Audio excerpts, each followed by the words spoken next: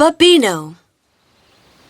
Once upon a time, there lived a lad who was sharp and intelligent and had an insatiable appetite for knowledge.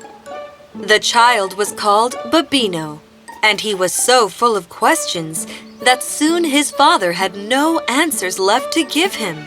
So the father found a wise master and sent Bobino with him so that the master might tutor Bobino in 1,000 different arts. The lad spent 12 years studying with his teacher, and when he became a young man, and when he had learnt all that the master could teach him, Bobino returned to his father. My son, how long have I waited for you? Tell me about all that you have learned. Father! Oh, these nasty birds! A storm is coming! Quick, Father! We must find shelter! There is a cave this way! There is no storm coming. The sky is clear. Father, birds and creatures of the forest know the world better than we do. What? See, Father? How did you know? From the sparrows. One of them told me. It also showed me the way to this cave. How is that even possible? I know the language of all birds and beasts, Father. My master taught me. What? Your master taught you to become a wizard? It is not like All these years, all that money, and the only trade my son has learnt is the language of ghastly creatures? Is that what I shall tell our relatives and friends? What do you expect? People will come to you to ask them what their dog is saying? But Father... My business is run by humans, not animals. What is to become of it now? Go away, Bobino. Leave at once and come back to me only after you have learned something worthwhile. Leave! And so Bobino left. How he wished he could tell his father that all the knowledge of the world was contained in the wisdom of nature and her creatures. But that was not to be. So he wandered on. Whenever Bobino was tired, he would ask a snake or a bird as to where there was a cave nearby, and they would lead him there. When he was hungry, he asked them where to find food and water, and they would show him the way. He spoke to them, laughed with them, and enjoyed his time in the wilderness. Then one day, he came upon a tribe.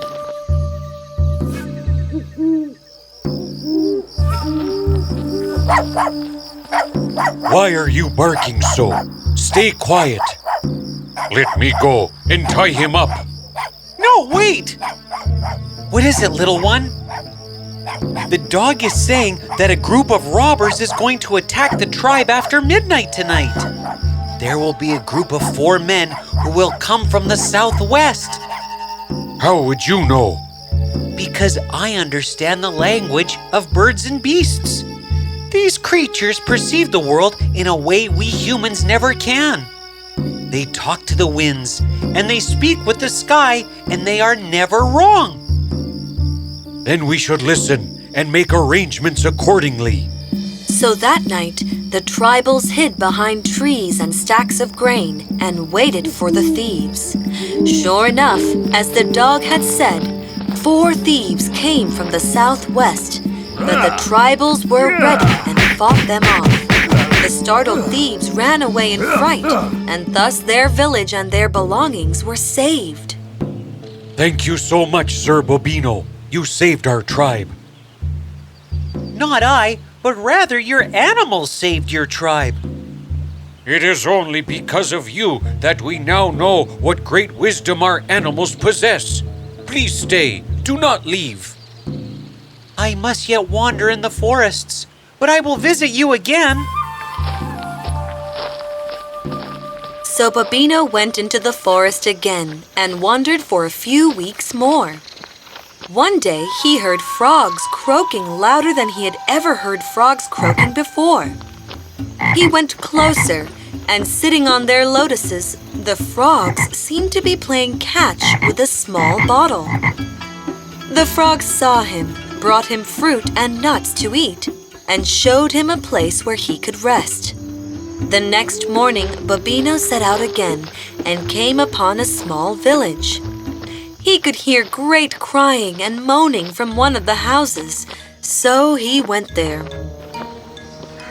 "What is to become of my daughter? Please do not despair. A miracle might yet happen." Excuse me, madam. Might I ask you what ails you so? "Their daughter has taken seriously ill. They had got medicine from the next town, but the servant dropped the bottle on his way back. Now there is not enough time to bring more medicine to save the poor girl." I know where the bottle of medicine has fallen in the forest. Send for the servant at once, or better, get me a horse. How would you know where it is? Sir, I shall explain all that later. Do get me a horse. Yes, right away. So Bobino mounted the horse and rode to where the frogs were. Hey, I found the owner of the bottle. Would you please bring it to me? Thank you. Bobino took the medicine and gave it to the parents of the sick child. As soon as she had the dose, the child felt better, and it was clear that she would now be saved. The family and the village rejoiced. Thank you.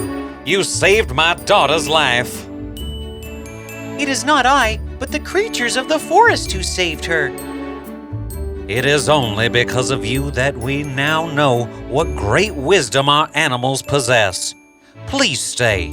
Do not leave. I must yet wander in the forests, but I will visit you again. So Bobino wandered in the woods for a few weeks more, and one day he came upon two men. He sat down with them to eat, when a hawk came there and spoke with Bobino. He says that in the town just outside the forest, there is to be an election for their next governor. Tomorrow, at the stroke of 1 in the afternoon, his friend the eagle will select the next governor, and he says that one of us might be the one. An eagle? How weird! And how would you know? It is not weird, my friend. It is wise. I know because I understand the language of the birds and the beasts. These creatures perceive the world in a way we humans never can. They talk to the winds, and they speak with the sky, and they are never wrong. In that case, we must head to the town immediately. You both carry on. I shall join later, for I am still a bit tired and sleepy, and I want to rest a while. Very well, mate. See you there. So the two men went into the town where a great crowd had gathered to see who their new governor would be. When the clock struck 1, the eagle flew out from its perch in the oak tree. It flew high, watching, encircling the crowd, looking for the next governor, and then suddenly, it swooped to the gate of the town and perched on the shoulder of the man standing there. That man was Bobino. Bobino was shocked until who should he see standing before him but his master? And the great eagle has chosen. Bobino shall be the new governor for this town. For he who understands and shows respect to creatures of the forest will rule humans too with wisdom and compassion. So, with great pomp, in a chariot made of gold, Bobino was taken to the mansion of the governor. Bobino called for his father, and finally his father understood that indeed birds and beasts perceive the world in a way we humans never can. They talk to the winds, and they speak with the sky, and they are never wrong. And just as the master had said, Bobino, the man who showed respect to animals, ruled his human subjects with compassion and wisdom for the rest of his days.